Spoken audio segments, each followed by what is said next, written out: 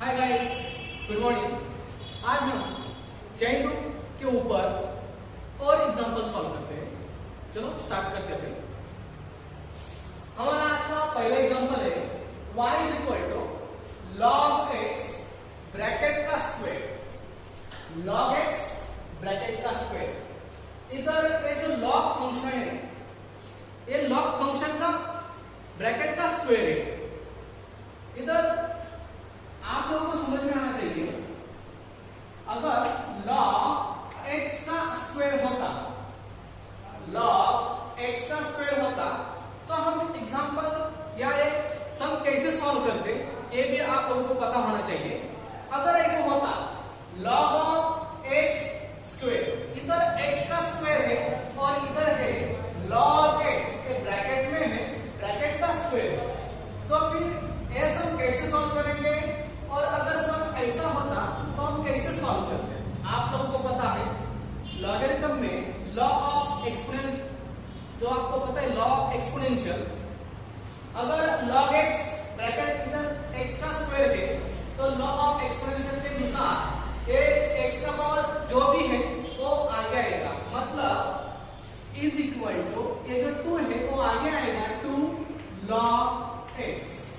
अगर log x और x का स्क्वायर है था तो हम उसको चेंज कर लेते एक्सपोनेंशियल रूल के अनुसार। क्या करेंगे हम, ये 2 आगे आएगा और बचा कौन, log x, 2 log x। फिर आप लोगों को पता है log x का डेरिवेटिव क्या आता है, 1/x। ये बहुत ही सिंपल एग्जांपल है, इसको चेन रूल यूज करने की कोई जरूरत नहीं। मगर एग्जांपल इस फॉर्म में है, ऐसे log x ब्रैकेट का स्क्वायर, तो हमें क्या करना है, चेन रूल यूज करके उस फंक्शन का हमें डेरिवेटिव फाइंड करना है। समझ में आया? इधर था log x x का स्क्वायर है और इधर है log x होल ब्रैकेट का स्क्वायर है। दोनों में जो कुछ फर्क है आप लोगों को समझ में आया? ओके, चलो स्टार्ट करते हैं। y is equal to log x bracket का स्क्वायर है। अभी हम, आप लोगों को पता है ब्रैकेट में जो भी है उसको u पुटअप करेंगे। ब्रैकेट में कौन है, log x है, फिर ये log x है, उसको हमने क्या पुटअप किया, u पुटअप किया, put u is equal to log x। फिर y में क्या बदलाव आएगा, y इज इक्वल टू ब्रैकेट में जो भी था उसको हमने क्या पुटअप किया, u पुटअप किया। फिर क्या हो गया, therefore y is equal to u square. log x को हमने u पुटअप किया, ब्रैकेट का स्क्वायर है इसलिए मैंने क्या लिखा, u का स्क्वायर। अभी देखिए इधर y लेफ्ट हैंड साइड में है और u राइट हैंड साइड में है, इसका मतलब है y u के ऊपर डिपेंड है। हमको अभी हमें क्या करना है, y का डेरिवेटिव लेने का है विद रिस्पेक्ट टू x, इसलिए मैंने लिखा differentiate y with respect to u, dy by dx du, ये dy by du as it is, y की वैल्यू है u स्क्वायर, इधर मैंने लिखी। आप लोगों को पता है जैसा x स्क्वायर का डेरिवेटिव क्या आता है, twice x, उसी तरह u स्क्वायर का डेरिवेटिव क्या आएगा, twice u। इधर मैंने लिखा u स्क्वायर का डेरिवेटिव क्या आया, twice u। जैसे x स्क्वायर का डेरिवेटिव आता है twice x, उसी तरह u स्क्वायर का डेरिवेटिव क्या आया, twice u। फिर मैंने इधर लिखा dy by du is equal to 2। अभी आप लोगों को पता है u की वैल्यू क्या है, log x, इसलिए मैंने u की वैल्यू इधर तब कर दी 2 log x। ये क्या आया, dy by du is equal to क्या, 2 log x। अभी y का डेरिवेटिव हो गया विद रिस्पेक्ट टू u। अभी ये जो u थी इसका हम क्या करेंगे, डेरिवेटिव फाइंड करेंगे।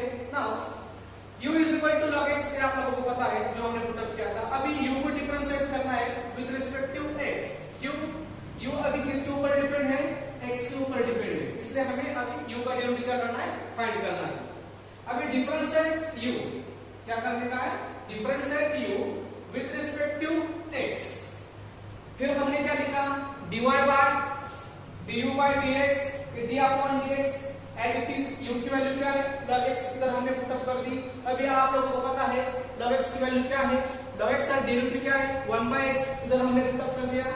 log x का डेरिवेटिव क्या आया, 1/x, u का डेरिवेटिव आया du upon dx is equal to, उसका डेरिवेटिव क्या आया, 1/x। इसको हमने इक्वेशन नंबर 2 बोला, और जो पहला हमारा डेरिवेटिव आया था y का विद रिस्पेक्ट टू u, इसको हम क्या बोलेंगे, इक्वेशन नंबर 1। इक्वेशन नंबर 1 और इक्वेशन नंबर 2 अभी आप लोगों को चेन रूल पता है, y का derivative with respect to u into u का derivative with respect to x, दोनों का हम क्या करते हैं, मल्टीप्लिकेशन करते हैं। Therefore by chain rule dy by dx हमें फाइंड करना है। पहला dy by du किधर है, from equation number 1, equation number 1 किधर है, इधर है। dy by du का वैल्यू क्या है, 2 log x। dy by du इसकी वैल्यू क्या है, 2 log x, इसलिए मैंने इधर लिखा 2 log x। सेकंड वन कौन है, du by dx किधर है, equation number 2, du by dx इसकी वैल्यू क्या है, 1 by x, इसलिए मैंने लिखा du by dx की जगह क्या लिखा मैंने, 1 by x। अगर y is equal to log x bracket का स्क्वायर है, उसका डेरिवेटिव हमें फाइंड करना है। अगर फंक्शन कंपोजिट फंक्शन के फॉर्म में है तो हमें चेन रूल यूज करके एग्जांपल सॉल्व करते हैं। हमें y का डेरिवेटिव फाइंड करना था विद रिस्पेक्ट टू x, तो हमारा फाइनल आंसर आया dy by dx is equal to 2 log x into 1 by x। अब तक हमने चेन रूल के बेस पर कुछ एग्जांपल देखे। अभी हम एक अलग एग्जांपल लेते हैं। आप लोग बताएंगे कि ये वाला जो एग्जांपल है y is equal to 5 raised to x into x raised to 5, ये फंक्शन हम कैसे सॉल्व करेंगे। इधर आपके पास जो भी रूल है आपको पता है, डिफरेंशिएशन में एडिशन का, सब्ट्रैक्शन का, मल्टीप्लिकेशन का, डिवीजन का और चेन रूल है। ये रूल आप यूज करके एग्जांपल सॉल्व करते हैं। अभी आपको देखना है एग्जांपल कंपोजिट फंक्शन है या नहीं है, इसको हम चेन रूल यूज कर सकते हैं या नहीं कर सकते, ये आप लोगों को पता होना चाहिए। आप लोगों को एग्जांपल आइडेंटिफाई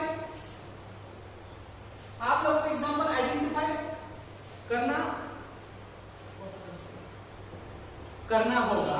अभी देखो इधर y is equal to 5 raised to x, एक कौन सा एग्जांपल है, आइडेंटिफाई करो, ये एक्सपोनेंशियल फंक्शन है और इधर x raised to 5 कौन सा फंक्शन है, अलजेब्रिक फंक्शन है।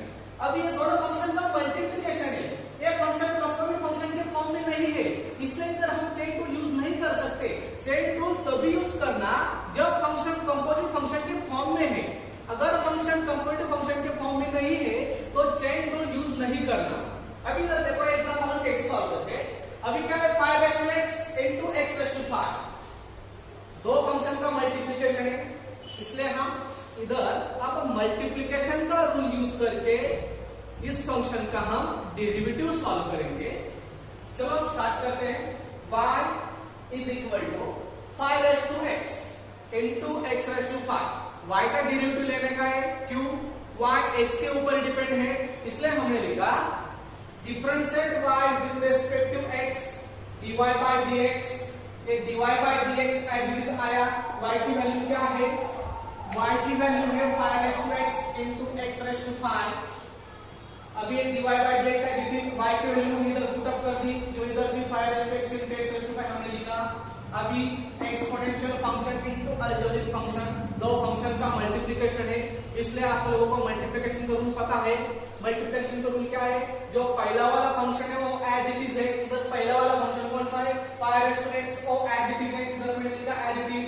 तब बाद में हम क्या करते हैं, पहला वाला फंक्शन एज इट इज, उसके बाद में क्या करते हैं, सेकंड फंक्शन का डेरिवेटिव। सेकंड फंक्शन कौन सा, इधर x raised to 5, इधर फिर मैंने लिखा d by dx into x raised to 5, second function का डेरिवेटिव। उसके बाद हम क्या करते हैं, प्लस, इधर मैंने प्लस लिखा। अब क्या करेंगे, second function as it is, second function कौन सा, इधर x raised to 5, इधर मैंने लिखा x raised to 5। अभी second function as it is आया, उसके बाद हम क्या करते हैं, पहले वाला फंक्शन का डेरिवेटिव, पहला वाला फंक्शन कौन सा है, 5 raised to x, इसलिए मैंने इधर लिखा dy by dx 5 raised to x। समझ में आया, ये मल्टीप्लिकेशन का रूल है। अगर दो फंक्शन आपस में मल्टीपल है तो मल्टीप्लिकेशन का रूल हम कैसे यूज करते हैं, ये आप लोगों को पता है, हमने बहुत सारे एग्जांपल भी सॉल्व किए। देखो अभी आप लोगों को पता है dy by dx में आगे जो भी होता है उसका डेरिवेटिव हम नहीं लेते। dy by dx का कौन है, 5 raised to x, इसका डेरिवेटिव हम नहीं लेंगे, इसलिए ये जो 5 raised to x है वो एज इट इज, मैंने इधर लिखा 5 raised to x as it is, इसका काम हो गया। उसके बाद क्या है, dy dx x raised to 5, आप लोगों को पता है x raised to 5 का डेरिवेटिव क्या आता है, 5 आगे आएगा, 5 में से कैंसिल हो जाएगा, फिर क्या आएगा 4, मतलब x raised to 5 का डेरिवेटिव क्या आएगा, 5x4। समझ में आया? x⁵ का जो भी डेरिवेटिव है 5x⁴, ये मैंने इधर लिख दिया, इधर ये जो 5x⁴ है ना, ये किसका डेरिवेटिव है? ये x⁵ का डेरिवेटिव है। समझ में आया? उसके बाद प्लस, उधर भी मैंने प्लस लिखा। अब ये जो dy/dx का आएगा जो फंक्शन है x⁵ इसका डेरिवेटिव नहीं लेते, इसलिए x⁵ है, ये जो x⁵ है वो एज इट इज, उसमें कोई बदलाव नहीं, उसमें कोई चेंज नहीं। इधर मैंने लिखा x⁵। उसके बाद क्या, जो हमारा फंक्शन है कौन सा एक्सपोनेंशियल फंक्शन 5x, आप लोगों को पता है, आप लोगों को पता है 5x का डेरिवेटिव क्या आएगा? पता नहीं कि पता है? याद कीजिए a⁵, मैंने बोला था a क्या है? कांस्टेंट है, a कोई भी हो सकता है, 2 3 4 5 6 7 8 9 10। अभी a की वैल्यू इधर क्या है? a वाला a, कंपेयर करो, इधर क्या है 5x, इधर क्या है a⁵, कंपैरिजन करो, दोनों सेम दिख रहे हैं ना, पावर दोनों का पावर x है। a क्या है? कांस्टेंट है, a क्या है? कांस्टेंट है, 5 क्या है? कांस्टेंट है। फिर आप लोगों को पता है a⁵ का डेरिवेटिव क्या आता है? आप लोगों को पता है a⁵ का डेरिवेटिव आएगा a⁵ into log a, same 5x, इसका भी डेरिवेटिव क्या आएगा? आप लोगों को पता है, जैसे a⁵ का डेरिवेटिव आएगा a⁵ into log a, वैसे ही 5x का डेरिवेटिव आएगा 5x into log 5, not log x। मैं क्या बोल रहा हूं, जैसे a⁵ से क्या आएगा? एज इट इज, इनटू क्या है? log a है, कौन सा वाला a वाला a, इसलिए 5x का जो भी डेरिवेटिव आएगा वो क्या आएगा? 5x as it is into क्या आएगा? a वाला 5 log 5। समझ में आया? जैसा a⁵ का डेरिवेटिव आता है a⁵ log a, वैसा ही 5x का डेरिवेटिव क्या आएगा? 5x into log 5। इसलिए मैंने ये जो dy/dx 5x है, उसका डेरिवेटिव मैंने क्या लिया? 5x log 5, ये जो मैंने इधर लिखा। अगर function y = 5x into x⁵, दोनों अलग अलग फंक्शन है, पहला फंक्शन एक्सपोनेंशियल फंक्शन है, सेकंड फंक्शन अलजेब्रिक फंक्शन है, इधर दोनों फंक्शन कंपेरेटिव फंक्शन नहीं है, इसलिए हम इधर चेन रूल यूज नहीं कर सकते। ये दोनों फंक्शन का आपस में क्या है? मल्टीप्लिकेशन है, इसलिए हमने इधर मल्टीप्लिकेशन का रूल अप्लाई करके ये फंक्शन का क्या किया? डायरेक्टली क्या किया? डेरिवेटिव फाइंड किया। समझ में आया? Thank you.